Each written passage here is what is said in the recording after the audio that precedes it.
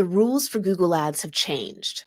Are you ready to be successful this year? In this episode, we're reviewing all the top Google Ads changes from the last year, because there were many, so that you know what you need to focus on for a successful 2026 and beyond. Google recently released this lovely graphic sharing what they think are the top changes of the more than 100 feature announcements that have happened, but I'm going to share with you what I think you really need to focus on. I'm your host, Jyll Saskin Gales. I spent 6 years working for big brands at Google, and now I work for you. This is Inside Google Ads, episode 101, How to Win in 2026. First things first, Google Ads has all these lovely bells and whistles, but search is still the bread and butter.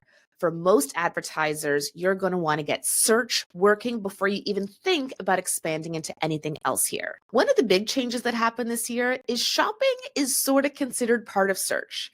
Like, for example, one of the biggest PMAX changes is now we can see channel performance reporting.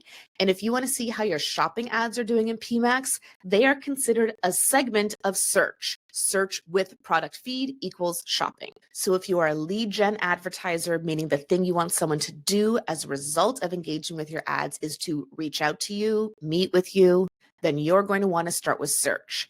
If you are an e-commerce advertiser, meaning the thing you want someone to do as a result of engaging with your ads is buy something online, then you're going to want to start with shopping ads. While ads in AI overviews or ads in AI mode may sound exciting, I don't actually think that's the thing that'll make the biggest difference for you in 2026 and beyond. First big change was getting an inside look at what search partners actually are. And I don't think any of us were surprised to see what kind of garbage those websites usually are. So I feel very confident telling you whether it's search or shopping, start with search partners turned off. For 99% of advertisers, that's going to be the right choice. On the search side, AI Max and smart bidding exploration are interesting, but not needed for the vast majority of advertisers.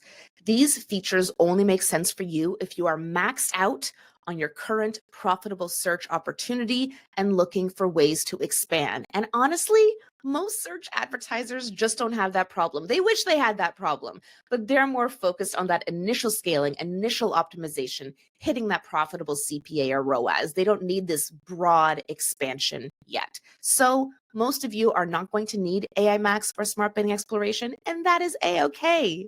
On the shopping side, most of your new features actually came in Google Merchant Center rather than in Google Ads itself. So some of the things you should be focusing on are really optimizing your product feed, those titles, descriptions, product type category, and of course your images, the things that will determine the success of your shopping ads more than any tweaks you could possibly make in Google Ads. There are really great AI solutions in Merchant Center now to help you improve your product images, for example. And there's also a lot of insights there to let you know how you're doing in the auction and to suggest some things you might want to try, like different promotions, for example. So on the shopping side, that's what I would focus on in 2026, taking advantage of all those new features in Merchant Center to make sure you're giving Google Ads the best possible product data for your shopping campaigns to succeed. All right, once your search or shopping are under control or you're looking to expand, the next step is demand gen. And I am so bullish on demand gen. I will be talking about it a lot on my podcast, on my YouTube channel this year, because I do see it being a great opportunity for lead gen and e-commerce, small and large businesses alike. Episode 70 of this podcast is all about demand gen for lead generation. I'll put the link to that in the episode description. It's one of my most popular episodes, and I'm working right now on a similar episode, demand gen for e-commerce, so stay tuned. Google has really focused on bringing a ton of updates to demand gen. However, in typical Google fashion, a lot of these updates are things that only the largest of large advertisers will need. What I recommend you focus on are first experimenting with different bid strategies in demand gen and making sure it aligns to your goals. There's click and conversion-based bid strategies, as well as options to use demand gen for things like YouTube engagement. For most advertisers, you'll want to start demand gen on maximize clicks because remember, you're not reaching people who are searching right now for what you offer.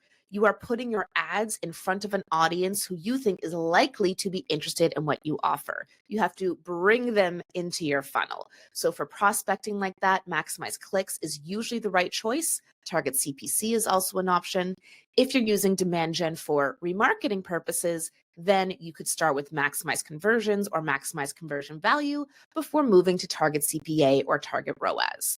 Over time, it is possible to run demand gen on a prospecting to a cold audience with a conversion-based bid strategy, but I wouldn't start there. You have to validate your audience, validate your creative, validate your offer to make sure you will actually get conversions from this campaign type.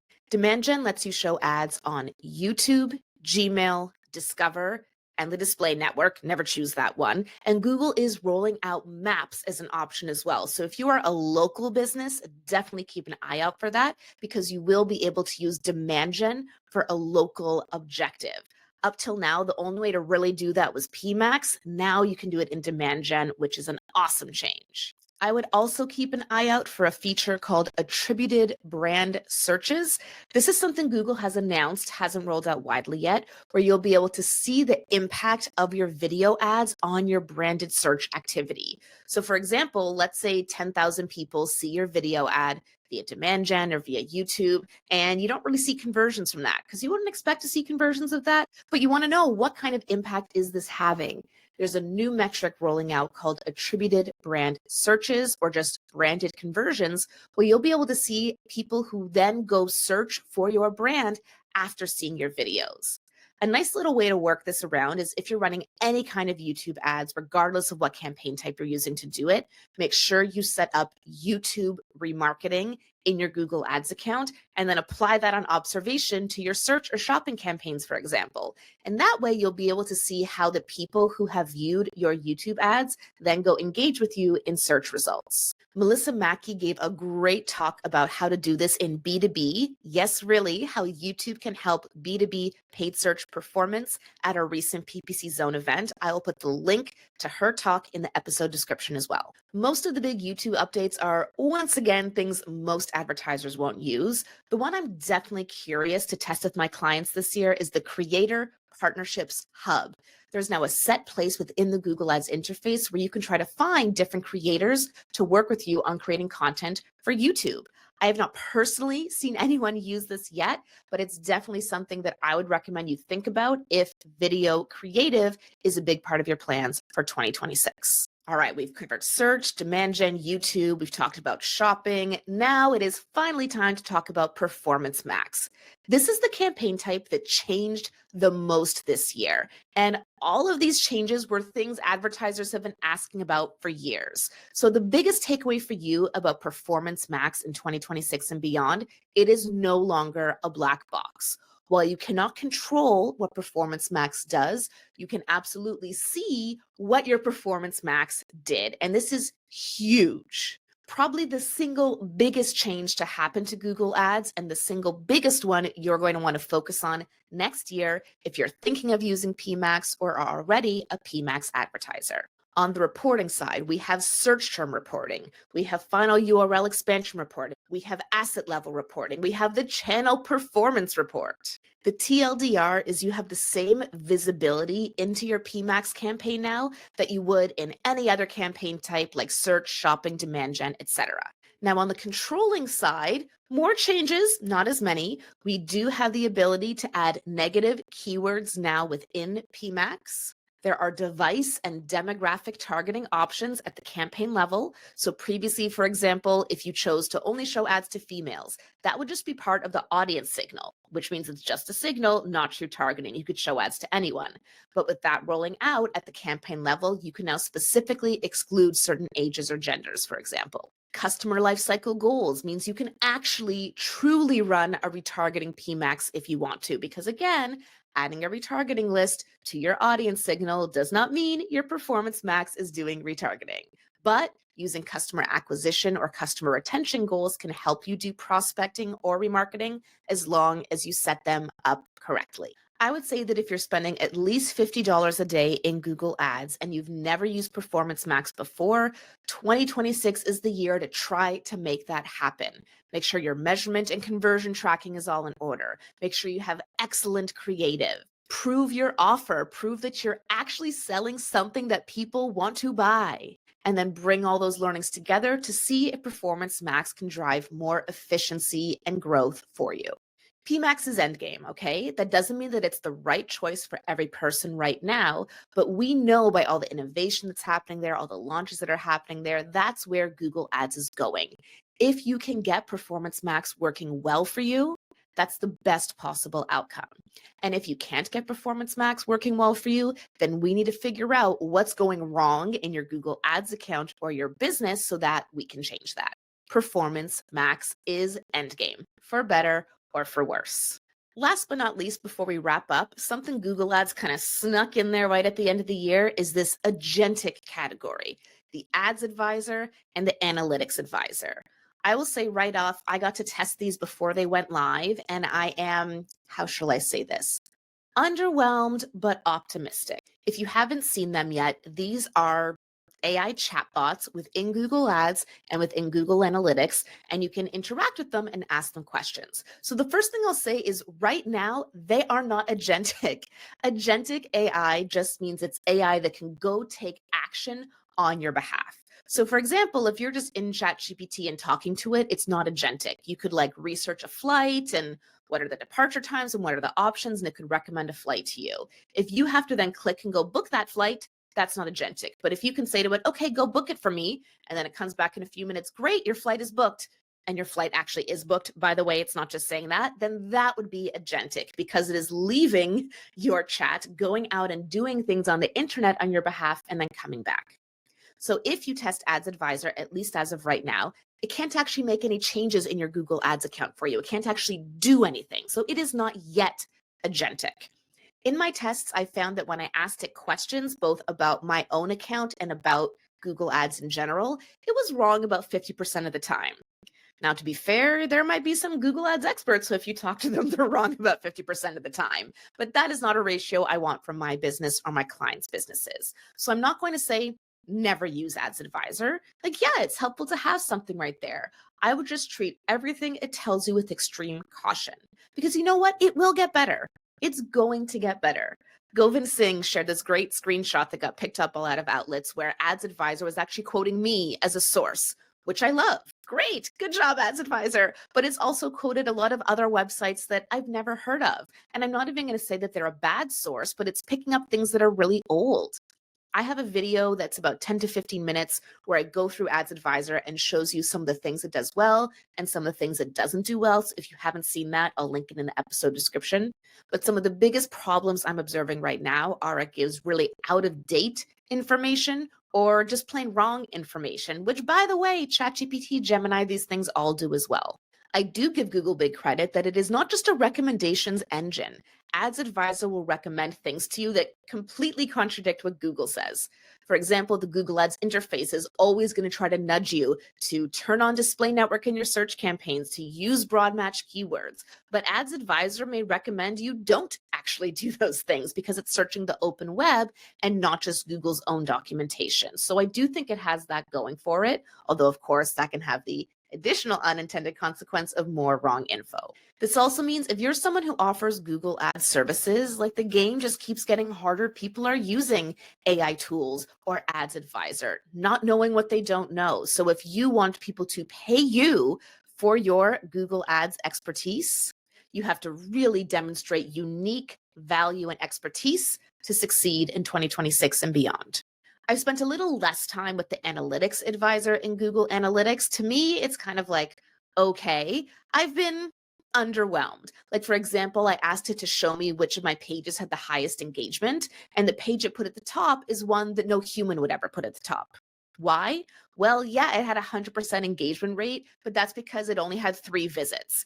It didn't know the basic thing of like, obviously show me the pages that actually get traffic, which has the highest engagement rate. So again, good for some basic things. Maybe it's got a long way to go and it is not agentic yet. So how are you going to win with Google Ads in 2026? I want this to be the last year that I have to remind you that in order for your Google Ads to succeed, you need proper full funnel conversion tracking, excellent above average creative, whether it's text, image, or video, and a proven offer that people actually want to buy. That part hasn't changed. What is changing, of course, is consumer behavior, more use of AI solutions, whether it's AI overviews, the most used AI tool in the world, by the way, or things like ChatGPT and Gemini, which really just means more sophisticated consumers, but also more overwhelmed with choice consumers. You want to make it as easy as possible for them to choose you. So yes, your landing page is very much still important for it to be understood by AI and humans alike. Your offer has to be something people actually want to spend their hard-earned money for. And your creative has to convey that in your ad if you're going to get people away from what they're currently doing and onto your website to check you out. What used to be considered average or okay is now mediocre and not good enough. To succeed with Google Ads, you have to be excellent at all the key components so that formats like Performance Max and Demand Gen can actually work for you and continue to grow and drive your business efficiently. And of course, I'll be here on the Inside Google Ads podcast every week, sharing my best tips, tricks, and strategies with you to help you succeed. Before I sign off this episode, whether this is the first time you're seeing me or you've been following this podcast for all 100 episodes, I want to share with you how I'm thinking about the next 100 episodes, what's staying the same and what's changing with the Inside Google Ads podcast. First, we are staying with a weekly format, new episodes every Thursday. Multiple people, human and AI alike, have tried to convince me that it's too much work. And although it is, I just love this time that we get to share together. So we are staying weekly. Second, no sponsors and virtually no guests. The Inside Google Ads podcast is where I share my expertise and experience with you. And if you do hear any advertisements, they are for my own products and services like my coaching, my Inside Google Ads course, or my Google Ads account audits. That being said, I do host a whole other podcast called PPC Zone.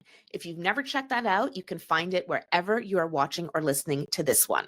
PPC Zone is a bi-monthly live event that I host on YouTube and LinkedIn, where 3 speakers each share their expertise in a 7-minute talk.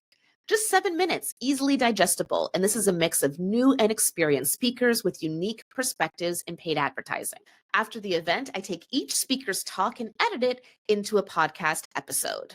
And PPC Zone is partly supported by sponsors. So if you would like to hear what I'll call Jyll vetted expertise from other great folks in the industry, then I recommend subscribing to the PPC Zone podcast. And third, the Insider Challenge is here to stay. I don't have one in every single episode, but whenever I meet you in person at conferences, one of the number one things people say to me is, I love your podcast and I love doing the Insider Challenge. I do it in the car. I do it while walking my dog. I do it with my colleagues in the office. So don't worry, we've got a lot more Insider Challenges coming up for you. Now, here are a few things that are going to change about the Inside Google Ads podcast going forward.